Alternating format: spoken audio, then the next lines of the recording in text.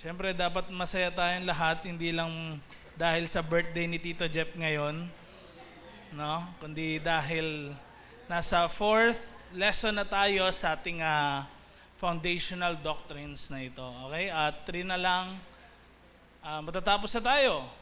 But ito po ay napaka-important dahil ang lahat ng mga tinatawag na Kristiyano dapat alam yung mga bagay na ito. Tanong mga katabi mo, Kristiyano ka ba? Ayan. So kailangan alam natin tong mga bagay na ito. Last week, we've talked about Jesus' identity, di ba? Kung sino ba talaga si Jesus? Siya ba ay Diyos o tao? O parehas?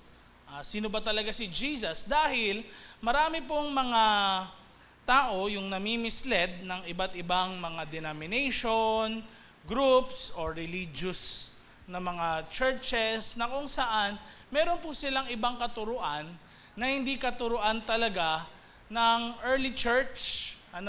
So, kailangan maging maingat lahat tayo. Muli sabihin mo sa katabi mo, maging maingat ka. And ito namang ating pang-apat na pag-uusapan na ito is about the Holy Spirit. Sabihin mo ngayon, Holy Spirit. Now, ang Holy Spirit ay dapat natin kilalanin at pag-usapan kung sino nga ba talaga siya. Kasi, siya po ang ikatlo na person ng Trinity. Ang Diyos ay iisa, pero nahayag sa 3 persons. Una, hindi yun nagme-make sense kasi paano ang Diyos ay 3 na person sa iisa, na naiisa lang sila. Hindi siya nagme-make sense, pero ganun kasi talaga, kung ating babasahin ang Bible, ganun niya talaga nilalahad, hindi explicitly ang Holy Spirit, kung hindi makikita natin sa creation pa lang din, Genesis chapter 1, present ang Holy Spirit, at ganun din, kahit na nung si Jesus ay nag-send sa mga disciples niya to go and preach the gospel, di ba, in the name of the Father and of the Son and of the Holy Spirit, ibabaptize daw ang mga mananampalataya. So, doon pa lang, maisip na natin, teka, sino nga ba ang Ama, sino ang Anak, and yung last but not the least is actually the Holy Spirit. Ito yung topic natin ngayon, the Holy Spirit, His person, and gifts. Now, ang ating church ay meron pong statement of faith about the Holy Spirit. And gusto ko po sabayan niyo ako sa pagbasa nito para sa ganon matandaan natin kung ano man yung mga nabasa natin. Ganyan po ako mag-review nung college. Babasahin ko ng paulit-ulit para sa ganon pumasok sa aking isipan. Okay, sabayan niyo po ako sa pagbasa. 1, 2, 3, go. Naniniwala kami sa Holy Spirit, ang third person ng Godhead. Siya ay fully God and eternally co-existent kasama ng Ama at ng Anak.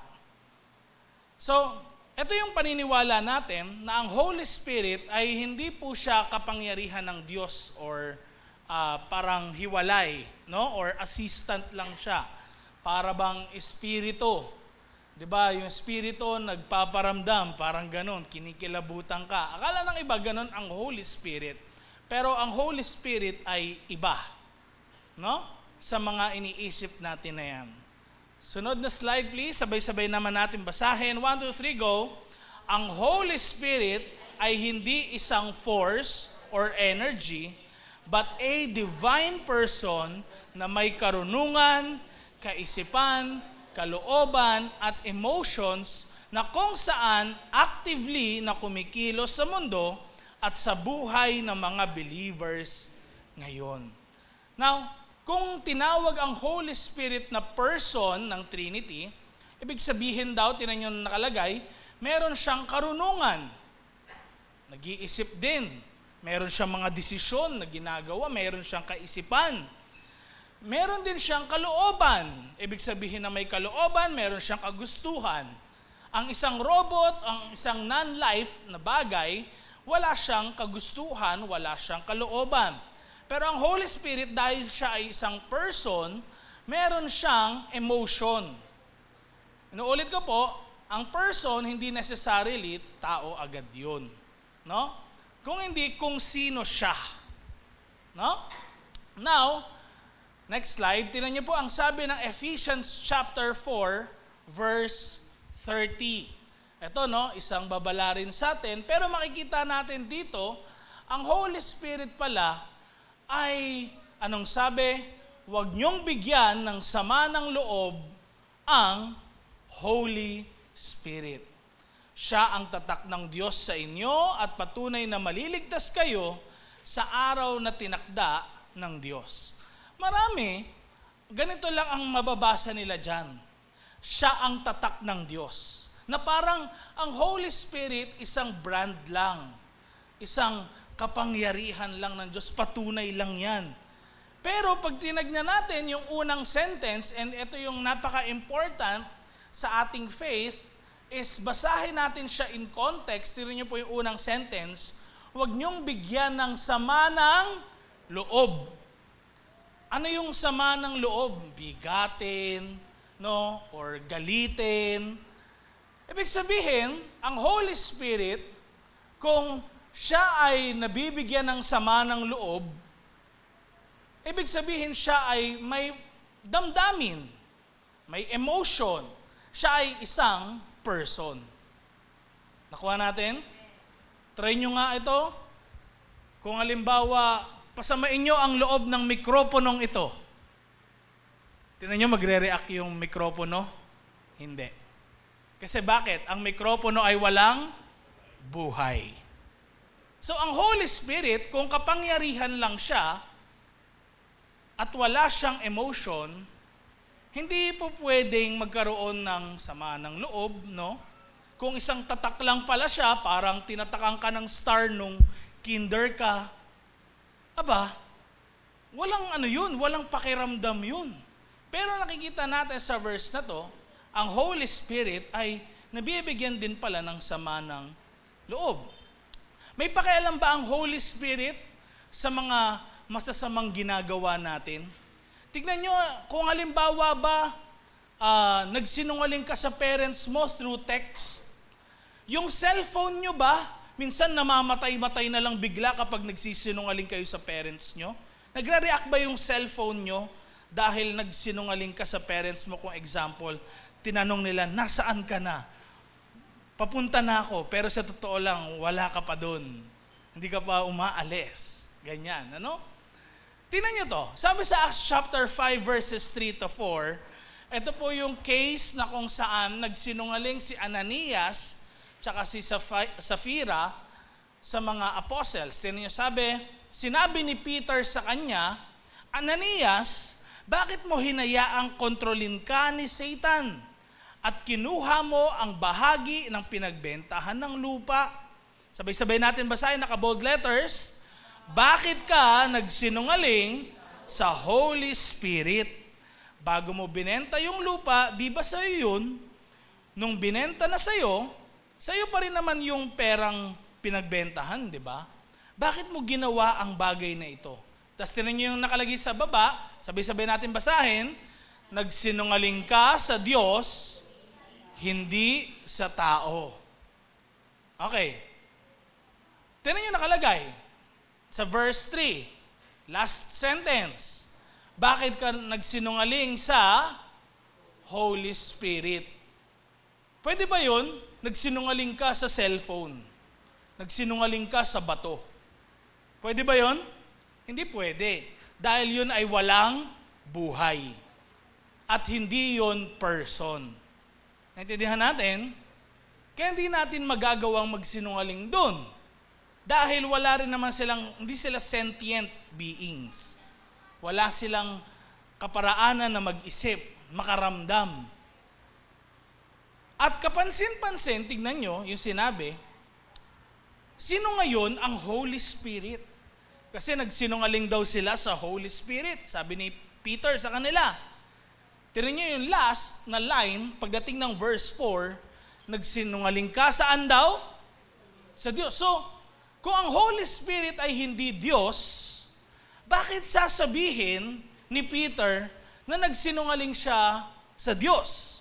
Akala ko ba nagsinungaling siya sa Holy Spirit? Kung ang Holy Spirit ay hindi Diyos at kapangyarihan lang siya ng Diyos, bakit kaya sinabi ni Peter na nagsinungaling ka sa Diyos? Pwede niya naman sabihin na nagsinungaling ka sa kapangyarihan ng Diyos. Hindi sinabing ganon. Anong sinabi?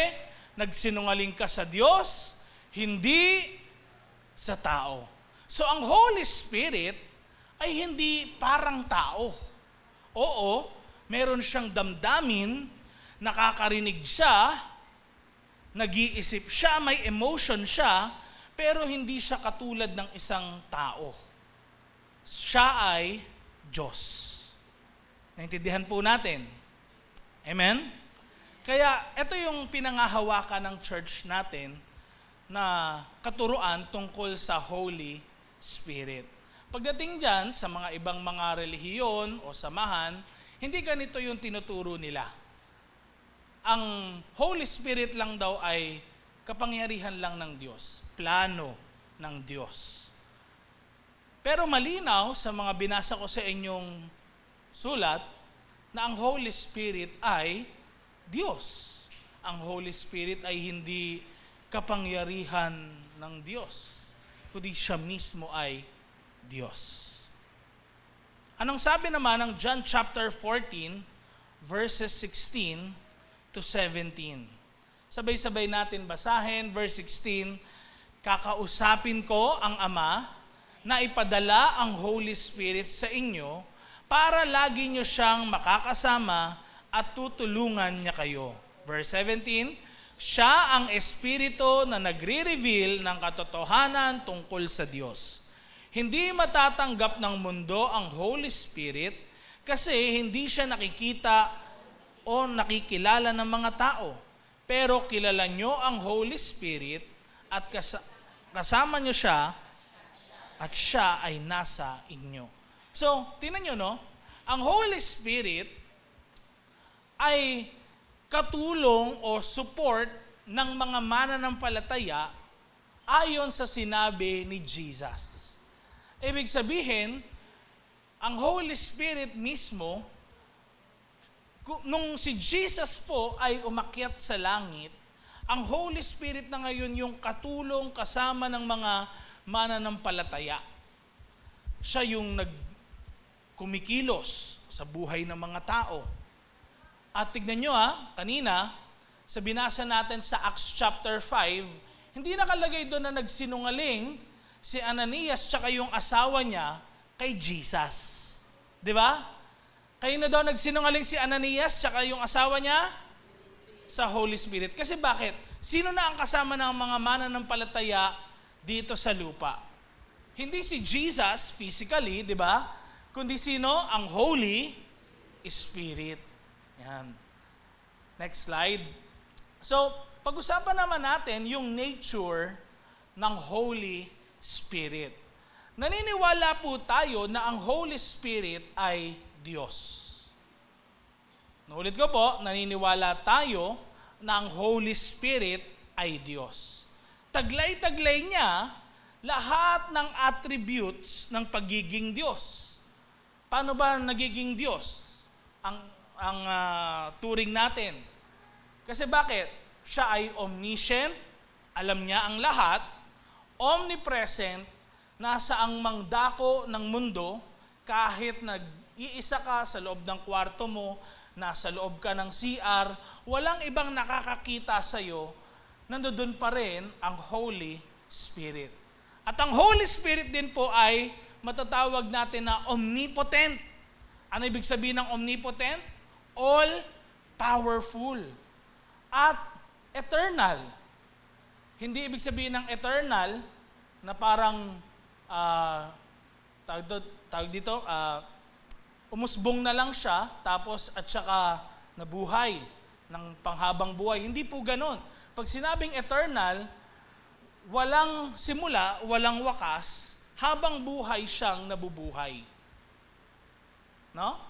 So ang Holy Spirit ay maituturing sa Bible na hindi po yung kapangyarihan lang ng Diyos, ganun, o kaya parang plano ng Diyos. Hindi po. Siya mismo ay Diyos. So assignment nyo yan, pwede nyong basahin sa bahay.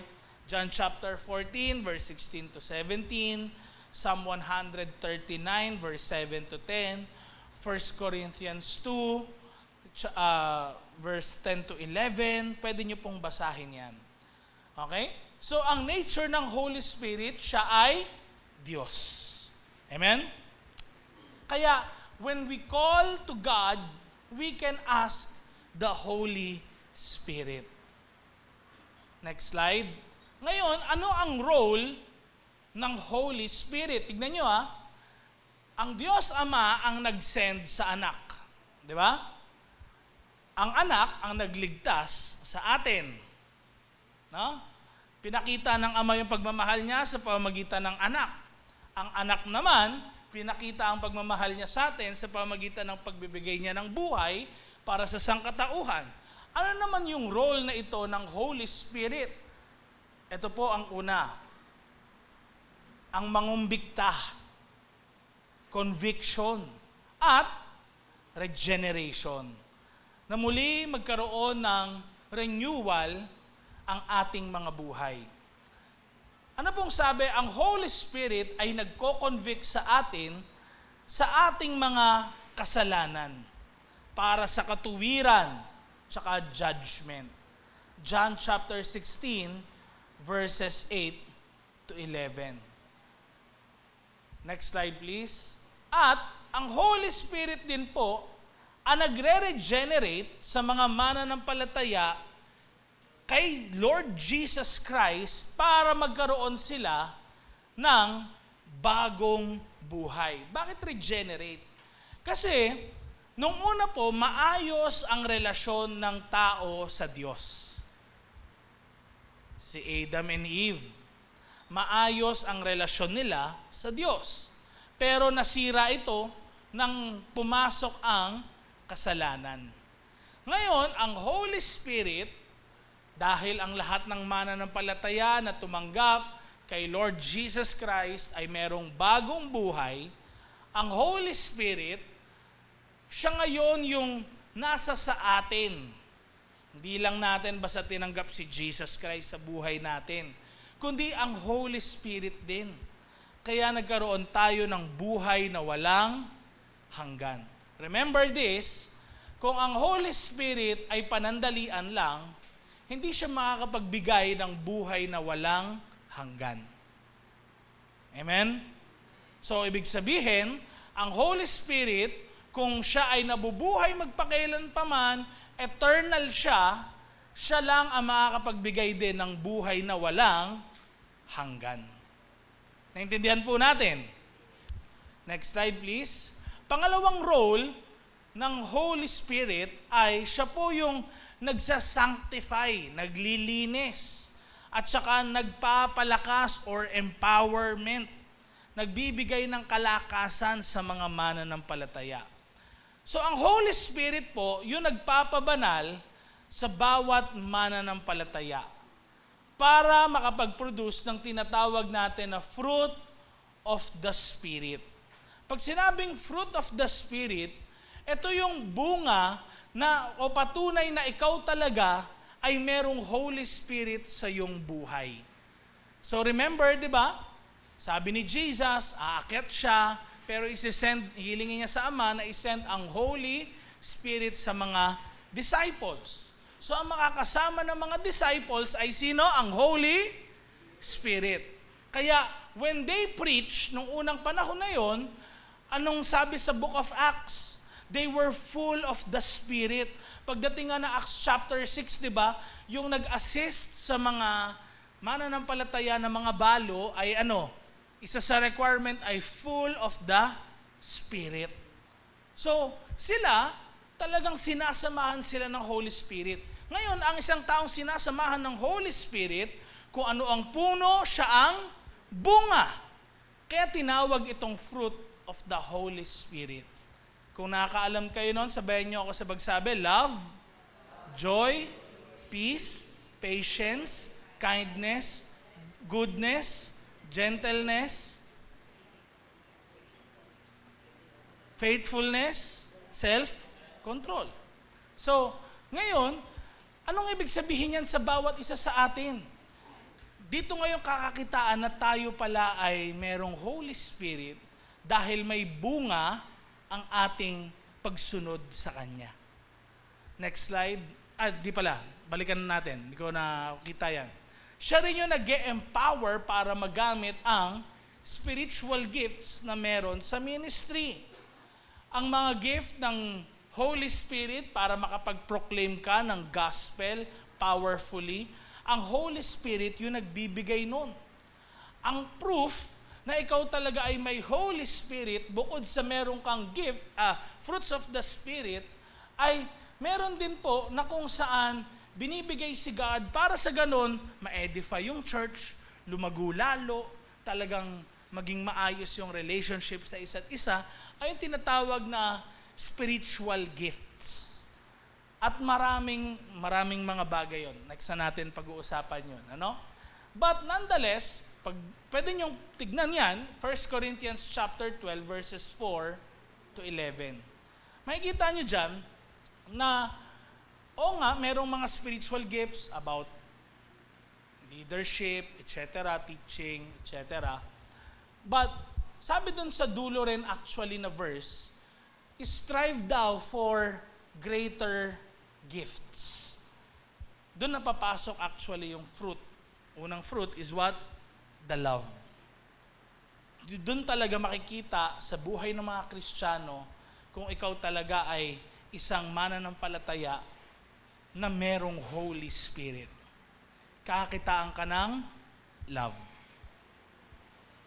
Sabi mo sa katabi mo, love daw. Next slide. Pangatlo, ang role ng Holy Spirit is, siya mismo yung,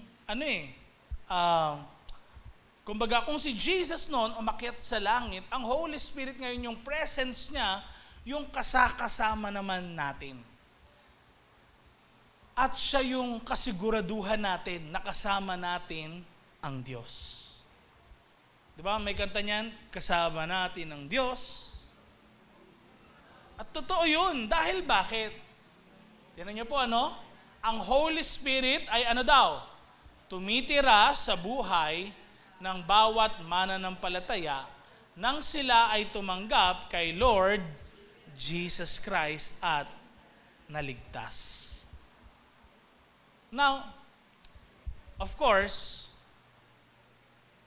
tayo lahat na nandito, I believe, ay tumanggap kay Jesus. Amen? So kung tumanggap lahat tayo kay Jesus, hindi po yun mas malakas yung Holy Spirit ni na Bishop, ni na Rev, ni na Pastor, ni Tito Jeff na birthday niya ngayon. Hindi mas malakas yung Holy Spirit ni leader na taglay-taglay nila. Pantay-pantay yan. Amen? Hindi mo sasabihin na pwede na parang di ko nararanasan yung Holy Spirit, parang sila mas nararanasan nila. Hindi po ganon. Dahil ang bawat believers, kasama nila ang Holy Spirit. Nararamdaman mo man o hindi. Kahit akala mo parang di ko na-feel yung presence ni God, pero nandiyan dyan ang Holy Spirit. Siya yung kasiguraduhan na yun. Next slide. Ang Holy Spirit yung patunay at nagbibigay kasiguraduhan ng eternal inheritance natin. Our eternal life with the Lord. Ephesians chapter 1, verse 13 to 14. Romans 8, verse 16. Now, ano naman kaya, Pastor, yung trabaho ng Holy Spirit sa church ngayon? Next slide. So, pakita natin, ang work ng Holy Spirit sa church po, ay siya mismo po yung nagpapalakas at nag-e-equip sa church para magawa nito yung mission of winning souls and making disciples. So, tignan nyo, John chapter 14, nabanggit na natin na ahilingin daw ni Jesus Christ sa Ama na isend ang Holy Spirit para maging katulong ng mga alagad niya. ng mga mananampalataya. Kaya wait until the Holy Spirit, di ba, has come upon you, to come upon you, sabi sa Book of Acts. Kaya ngayon, naghihintay yung mga mananampalataya, Acts chapter 2, and then suddenly merong rushing mighty wind na umihip dun sa upper room. At lahat sila nag-tongues. Nagkaroon ngayon ng boldness. Sino yung katulong na yun? Yun po ang Holy Spirit. Kaya, ang Holy Spirit po, kahit iniisip natin parang kulang ako, pastor, hindi naman ako nakapag-college. Ang Holy Spirit yung tutulong sa'yo how to share God's Word. Huwag mong isipin na parang, hindi ako katulad nila, nakagraduate na. Kasi bakit? Ang Holy Spirit ang tumutulong sa lahat ng mananampalataya. Amen? Hindi po yan parang may favoritism na, ay, ito kasi pogi, ganon, mas ano. Hindi po ganon. Okay? Lahat yan. Amen? Kaya, tingnan nyo na lang. Si Peter, anong background niya? Siya ay fisherman. Pero, ginamit ni God mightily to proclaim His word sa Acts chapter 2. Sa totoo lang, kung ako tatanungin ninyo, kung ako, personally, pipili ako sa 12 disciples na magpipreach doon at magiging convincing para sa mga nakikinig, hindi si Peter pipiliin ko. Kasi bakit? Di ba, sa totoo lang, ano nangyari kay Peter? Kakatatwa niya lang kay Jesus, di ba? Hindi, honestly. Di ba? 3 beses niyang dininay si Jesus eh. Tapos kakabalik niya lang. Tapos bukod doon, ba't siya yung pipiliin ko? Siya pa nga yung ma-pride eh. Doon sa lahat ng disciples eh. Di ba? Pwede niyang pagmayabang yun. Isang preaching ko, 3,000 agad. Talo ko kayo. Pero ba't siya yung pinili ni God? Bakit kaya siya rin yung nag-preach? At tinan nyo rin, wala naman siyang educational background. Ibig sabihin, God can use anyone. Nulit ko, God can use anyone. Kahit sino sa atin dito. Amen? Kaya, tignan nyo na lang, pwede yun na yung iniisip mong matalino, sila yung, kahit nagdi-disciple sila, hindi sila mabilis lumalago. Merong iba na kahit naman hindi sila kagad, graduate, sila yung mabilis nakakapag-share. Kasi bakit? It depends on the Holy Spirit. Yung kumikilos na yon, hindi yun sa sarili natin na galing. It's the Holy Spirit. Siya yung pumipili, siya yung tumitingin sa lahat. Amen? Next slide. So sa pamamagitan ng baptism sa Holy Spirit, yung mga believers po ngayon, makaka-receive sila ng boldness para i-preach ang gospel. Madalas sa atin, at marami rin sa inyo na balitaan ko, nung camp natin recently, nabaptize sila sa Holy Spirit, di ba? Na nag-speak sila in other tongues. But useless yung tongues kung wala siyang fruit. Anong fruit kasi nung tongues? After kasi nilang mag-speak in other languages, nagkaroon sila ng boldness to preach the gospel. Dati nahihiya-hiya sila. Dati parang di nila alam paano talaga ganyan, gumawa, mag-stand out sa maraming mga tao. Ngayon, nung tinanggap nila ang Holy Spirit, ang baptism of the Holy Spirit sa kanilang buhay, ano nangyari? Nagkaroon talaga ng pagbabago. Biruin nyo, sa marketplace, tatayo sila doon, tapos magpipreach, huhulihin sila ng mga sundalo.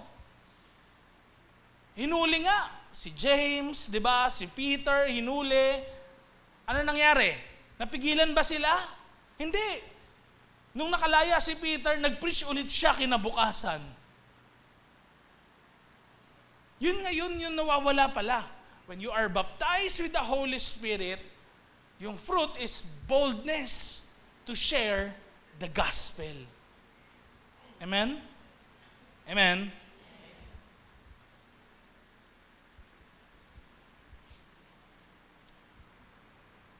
Ayan, pwede niyo pong basahin yan. Acts chapter 2, verses 1 to 4. Acts chapter 4, verses 31. Next slide, please. Kaya, ang trabaho po ng Holy Spirit sa church is, siya rin po yung tumutulong na magkaisa ang mga churches, yung mga believers. Para saan? Para mag-grow sila sa humility. Hindi po pataasan sa harapan ng Panginoon, kundi pababaan. Paanong pababaan? Na alam mo sa sarili mo at ikaw rin mismo, kahit nagagamit ka ni Lord sa marami mga tao, hindi mo yun achievement. It's the achievement of the Holy Spirit in your life. Love. Kaya nagkakaroon ng pagpapatawaran sa mga churches. Nawawala yung mga divisions dahil kumikilos ang Holy Spirit.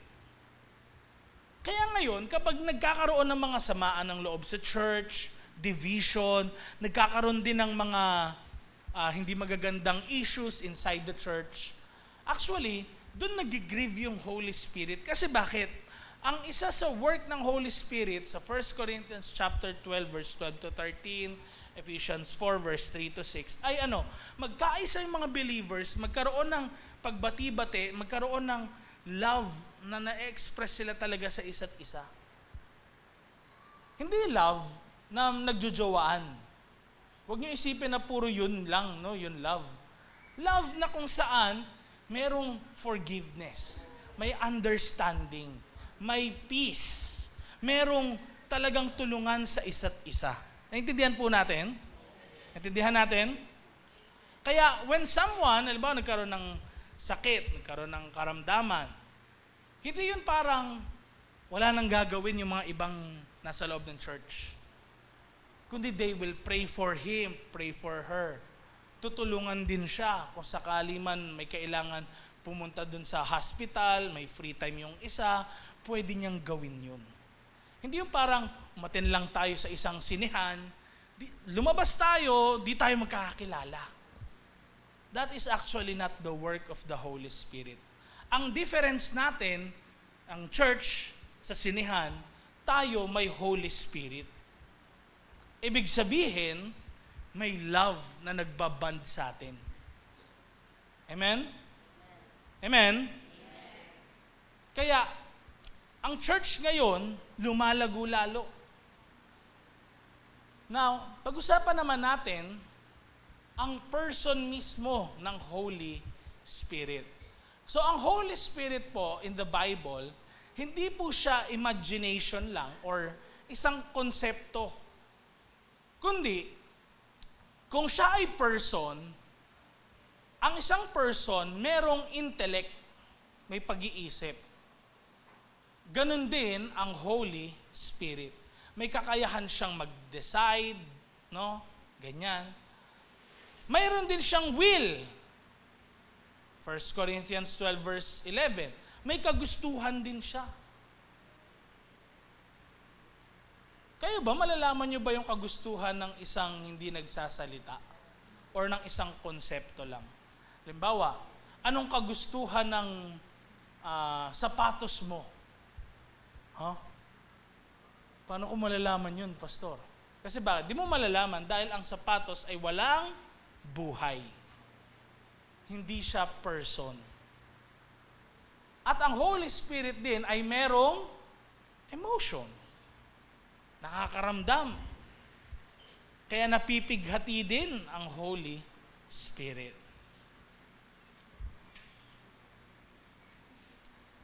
Next slide. Ano pa ang ibang works ng Holy Spirit? Kanina diniscuss natin si church. Ngayon, generalize tayo. Okay? Pakita natin. Una, ang work ng Holy Spirit, Kasama po siya ng Father at saka ng Son na lumikha ng sanlibutan. Sa Genesis chapter 1 verse 2, after ng verse 1 na in the beginning na God created the heavens and the earth, pagdating ng verse 2, and the Spirit of the Lord was hovering through the waters. Ibig sabihin, nandoon ang Holy Spirit nang kinreate ng Diyos ang mundo. And anong sabi ni God, di ba? Let there be light. So present ang Holy Spirit bago lalangin ng Diyos ang mundo. Kasama niya ang Father. Kasama niya ang Son. Yan. Next slide. Ano ba? Ang iba pang works ng Holy Spirit bukod sa church, di ba? Siya naman, ang Holy Spirit din, ay siya din po yung nagbibigay conviction sa atin sa kasalanan. Para sa ganun, maging matuwid tayo sa ating buhay. Siya yung nagpaparamdam sa atin na merong judgment ang Diyos. Sabi nga nila, bakit ang isang tao daw na hindi namang Christian, bakit may conviction siya sa kasalanan? Tingnan nyo na lang example. Alam natin, magugulat tayo nito, pero bakit kaya universally accepted, whether Christian ka man or hindi, na hindi ka dapat mag-asawa ng isang 9-year-old na bata? Tingnan nyo na lang Bakit ganon? Tama ba yun kung ang isang lalaki, kahit anong age niya, matanda na rin, 40 plus, 50 plus, mag-aasawa siya ng 9 years old? Hindi, di ba? Pag yan tinanong mo sa ibang mga lugar sa mundo, mag-a-agree kaya sila sa atin? Mostly. Madalas, ganon. Mag-a-agree sila. Pero meron din namang mga hindi. No? Meron mga hindi. Pero doon natin makikita ngayon, bakit kaya daw majority ng meron sa mundo, parang alam natin yung common good. Kahit wala naman nagsabi sa atin na ito yung dapat, ito yung anong dapat gawin. Ang Holy Spirit po, siya yung nagko-convict sa atin sa mga kasalanan. Next slide. John chapter 16 verse 8. Ang sabi, sabay-sabay natin basahin, pagdating ng Espiritu, papatunayan niya sa mundo na mali ang idea nila tungkol sa kasalanan, sa pagiging matuwid, at sa paghahatol ng Diyos. So, ang Holy Spirit, kung meron mang kaisipan yung mga tao ngayon, na kung saan iba dun sa kaisipan ng Diyos, siya ngayon yung kumikilo sa buong mundo para maglagay ng isang conviction sa puso ng mga tao ngayon.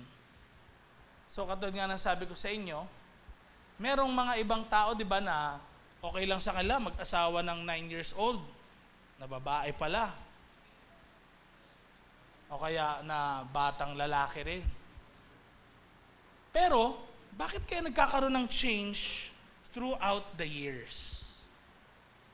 Tingnan niyo sabi, papatunayan niya sa mundo na mali ang idea nila tungkol sa kasalanan. Kasalanan din ba na pumatay ng mga inosente? Kasalanan ba? So, saan natin nakuha yun, yung idea na yun? Kung halimbawa, nabuhay ka sa isang lugar na wala namang tungkol sa Christianity na nababanggit. Magugulat tayo, di sa isang interview, tinanong po na ganyan ng isang Bible scholar, yung isang Buddhist, isang Muslim, isang iba't ibang mga religious people, gulat sila. Wala naman sa Bible yon na kumbaga yung mga ibang nababanggit ko, tulad sa pag-aasawa ng 9 years old, pero nag-a-agree sila. Bakit kaya? Because it is the Holy Spirit who gives us the conviction for our sins din. Next slide. Ang Holy Spirit naman po ay kumikilos sa puso ng mga walang relationship sa Diyos. Sino yung mga walang relationship sa Diyos? Tinatawag silang unbelievers. So, sino yun? Yung kumikilos sa buhay ng mga hindi mananampalataya. Sino yung nagpapalapit sa kanila kay Lord Jesus Christ? Nagko-convict sa kanilang mga sins para lumapit sila kay Jesus. Sino yon? Ang Holy Spirit. Kaya recently, nakikinig po ako ng mga debates online ang pangalan niya sa YouTube channel niya, si God Logic Apologetics. Tapos nakikipag-debate siya sa mga Muslims. Tapos grabe, umiyak siya, pati yung mga kasama niyang ibang mga mananampalataya. Umiyak sila dahil may isang lalaki na lumapit sa kanila. Ang sabi, I've been listening to you for ilang months na rin. Ngayon, umalis na ako sa relihiyon ko. Sabi niyang ganun. So, sino yung kumilos na yon? Hindi yun yung mga tao mismo na nag-share. Kung hindi yun patuloy na nagko-convict, nagbibigay ng realization sa tao na mali pala to, hindi ko to dapat paniwalaan. So, yun nagbabago talaga ng ating puso, ng ating buhay, ng ating pag-iisip. It's actually the Holy Spirit. Amen? Next, ang Holy Spirit po ay ang ating comforter, no? Na siyang sumasama sa lahat ng mananampalataya. So, tignan niyo yan. Iisa halos yung meaning nila lahat.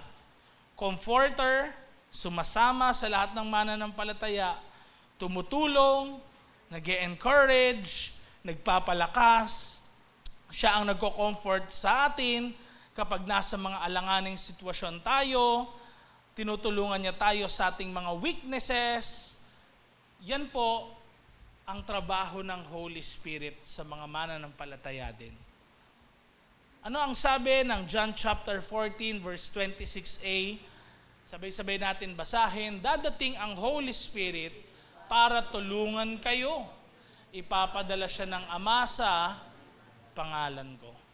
So, darating daw ang Holy Spirit para tulungan ang mga mananampalataya. Kaya, kung meron tayong mga problems, meron tayong mga trials, ang Holy Spirit yung pwede nating lapitan sa lahat ng yan. Next slide please. Ang Holy Spirit din ang nagtuturo sa atin ng kalooban ng Diyos. Nagpapaalala sa atin ng mga turo ni Lord Jesus. So, halimbawa, tinatanong mo, Lord, ano po bang kagustuhan nyo na gawin kong decision? Tapos, hindi mo talaga alam noon yung gagawin mong decision, bigla nagkaroon ng pagbabago. It is the Holy Spirit na kumikilos sa atin. Nagtuturo kung ano yung dapat nating gawin. So, one time, may lumapit sa akin, pastor, habang nagpa-practice kami dito. Una nag-message siya, tapos dinilit niya. Nung time na yon, parang nag-share ako ng story ko. Akala ko, kinongratulate niya kami ng wife ko sa yung, meron ng baby, ganyan. Kasi nag-post na kami nung time na yon. Pero hindi pala yon. Dinilit niya yung message, tapos mamaya-maya, after 30 minutes, nag-chat siya. Sabi niya, Pas, pwede po ba tayo mag-video call? Sabi niya gano'n. Pastor din siya sa Pampanga. Tapos sabi ko, sige, di lumabas ako dyan. Tapos, magpapapray sana ako sa inyo, Pas. Sige, Pas. Sabi ko, pag-pray kita. Then, sa prayer natin, syempre, kapag pag-pray natin ng isang tao, hilingin natin kung ano ba yung word ng Holy Spirit sa kanila. So, wala akong alam dun sa situation niya, etc. Tapos, tinanong ko lang, sabi ko, Holy Spirit, i-reveal niyo po sa akin kung ano yung dapat kong ipanalangin, ano yung ano. Tapos nakakita ako ng kamelyo, ng vision na camel. tsaka sheep. Sabi ko, Brad, mukhang malayo yung lalakbayin mo. Tinatanggal na nung nag-aano ng kamelyo, yung kamelyo dun sa hawla niya. Tinanggal. Tapos, naglalakad, pero parang habang papalayo, nag-transform yung camel na naging sheep. Tapos, shepherd mismo yung nag-aano. Sabi ko, dadaling ka ni Lord, ganyan. And yung Psalm 23, hindi ka pagkukulangan ng Diyos, etc., ganyan-ganyan. Tapos bigla siyang umiyak, magulat ako, ganyan, etc. Then, sabi niya sa akin, Pas, pupunta na ako ng Mindanao eh. Sabi niya gano'n. Pero sobrang Pampanga pala, north to south, pupunta ng Mindanao. Doon ako mission, ganyan-ganyan. Yun talaga yung sa akin ni Lord for 6 months. Hindi ko pa rin inaano. Salamat po sa niyo. So, sinagre-reveal ng mga bagay na yon? Ang Holy Spirit. Amen? So, ganun din kahit sa camp natin, meron sa inyong naka-receive ng word, di ba? Meron sa inyo, parang inisip nyo, paano niya nalaman yun? Ba't ganun nga yung buhay ko Bakit kaya, paano nila nalalaman yun? It's the Holy Spirit. Paano nalaman yung crush ni Jonas? Ganun, Paano nalaman? Tinanong it's the Holy Spirit. Ganun yun. Ganun yun. Kaya halimbawa, si Bishop, di ba? Minsan galakad, minsan kinakabahan yung iba, tahimik, maingay nung una, biglang tumahimik. Kasi, tinatanong din ni Bishop, ano po ba Lord yung nito? Yung buhay ng mga to, kailangan makonvict din sila sa sin. It's actually the Holy Spirit. Hindi yun tayo. Hindi tayo manghuhula, hindi tayo mga ganon. It's the Holy Spirit. Next slide please. Anong sabi? Ipapadala siya ng Ama sa pangalan ko, ituturo at ipapaalala niya sa inyo ang lahat ng mga sinasabi ko. Sino yung magtuturo? Sino yung magpapaalala? Ang Holy Spirit. Kaya when there's a time din na kung saan merong verse na nakalimutan ka sa pag-share, papaalala sa iyo ni Lord yun. Or a message. Si Lord mismo yung kikilos doon. Amen? Hindi ikaw yon, ang Holy Spirit yon. Next slide please. Okay, last but not the least, ang Holy Spirit ang nagpapalakas sa bawat mananampalataya. Pwede ba mag-flex kayo dyan ng muscle ninyo? Come on. Yan, nagpapalakas. Nagpapalakas sa bawat mananampalataya. Uy, tinignan talaga nila paano mag-flex yung mga ayos Next slide. Pakita muna natin yung slide. Yan. Para magawa ang ministry natin. Paglilingkod, tsaka giftings. Para tumibay ang church. Kaya kung nanghihina ka in your spiritual life, you need a fresh revival sa iyong buhay. Ask the Holy Spirit. Amen? Kung halimbawa nafe-feel mo parang empty ka, o kaya feel mo para mag-isa ka na lang sa buhay, sometimes, di ba, kahit may friends ka, pag uwi mo parang gano'n na naman, lumapit ka sa Holy Spirit. Alam nyo, siya yung naging comfort ng mga mananampalataya. Even kahit nakakaranas ng persecution, ang mga mananampalataya ng unang panahon. Paano na na-survive yun? Di ba nga dapat, kapag halimbawa maraming na-persecute, dapat paunti ng paunti yung bilang ng mga tao na nananampalataya. Kasi nagsasuffer sila di ba? Dapat nga mabawasan Ito yung kaibahan. Dahil may Holy Spirit ang mga mananampalataya, dito kayo magugulat. Padami ng padami yung numbers ng mga taong nananampalataya sa Panginoon. It's not by their power, their authority, it's by the power of the Holy Spirit sa buhay ng mga mananampalataya. Baruin ninyo, susunugin ang buhay, papako sa krus yung mga mananampalataya noon, Dapat yung mga nakakita nun ng mga believers, wala na, mapanghinaan na sila ng loob. Ganito pala yung pagiging Kristiyano, yoko na nga. Pero paano sila lumakas? It's by the power of the Holy Spirit sa kanilang buhay. Next slide please. Ano ang sabi ng John chapter 14 verse 8 na ata yan?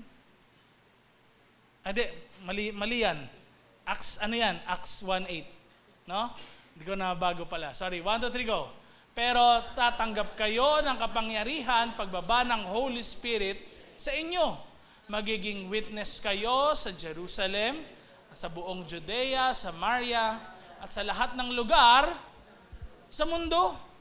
So, yung mga ginamit ni Jesus noong unang panahon, sinamahan sila ng Holy Spirit. It's by the power of the Holy Spirit. Tingnan nyo, no? Hindi naman sila educated, yung iba sa kanila ng mga tao, pero na-transform nila yung known world at that time. Nagkaroon sila ng impact sa buhay ng mga mananampalataya, sa mga hindi naman mananampalataya. Merong mga iba't ibang religion, iba't ibang denomination yung mga tao noon, pero they came to believe about the God of Christianity, di ba? It's all by the power of the Holy Spirit. Kaya tignan nyo ngayon, na-enjoy na natin ngayon yung benefits ng Christianity. Di ba? Amen? Kaya may hospitals. Kaya merong mga lugar ng anong tawag doon, yung inaampon. Orphanage. Mga Christians din nagpasimula noon. Schools and universities actually, ang education ay para sa lahat kahit sa mga mahihirap. Sino nagpasimula noon? Mga Christians din talaga. Kaya ito, tanungin nyo, ang isang tao na hindi Christian, example, si Richard Dawkins sa Europe, sabi niya, nababahala daw siya kasi may isang religion sa Europe na lumalaganap ngayon. Tapos, almost 54% na sila ng population ng England. Ngayon, yung mga Christians, pakonti ng pakonti. Sabi niya, kung ako atheist, mas gusto ko pa nga mabuhay sa lugar ng mga Christians kaysa sa ibang relihiyon. Kasi bakit? Meron kasing peace, may love, walang fear, may freedom. Ito yung binibigay ni Jesus sa atin. Amen? At marami dyan sa labas, wala nun. Ang trabaho natin is to spread that love of Jesus sa kanila by the power of the Holy Spirit. Amen? Tayo ay manalangin. Lord, we believe na gagamitin niyo po ang bawat isa sa kanila in this day and age to reach the lost. Marami sa kanila, Lord, medyo natatakot, but Lord, by the power of the Holy Spirit that is in us, we believe gagamitin niyo kami sa mga campuses, Lord. Gagamitin niyo kami sa mga streets. Gagamitin niyo kami sa mga barangays. Gagamitin niyo kami, Lord, sa mga marketplace namin, Lord. Lord, we believe kahit sa family members namin, madadala namin sila sa inyo because, Lord, we have the Holy Spirit in us. And the Holy Spirit, panalangin po namin kung paano ka kumilos noon sa early church.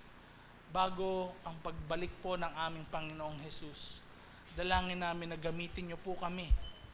Ang church din po ninyo, na Radiance of God's Glory Global Harvest Church dito po sa Sampaloc, Manila. Gamitin niyo kami, Lord, sa aming bansa. Gamitin niyo kami, Lord, sa mundong ito. At huwag niyo po hayaan na mahuli kami sa move ninyo. Kundi lahat kami, Lord, makasabay sa gagawin po ninyo na ito. Lord, dalangin ko po sila na pumunta sa lugar na ito. Maybe, Lord, marami silang mga pinagdadaan ng problems, trials sa kanilang mga buhay. May mga sakit at karamdaman ang miyembro ng kanilang pamilya.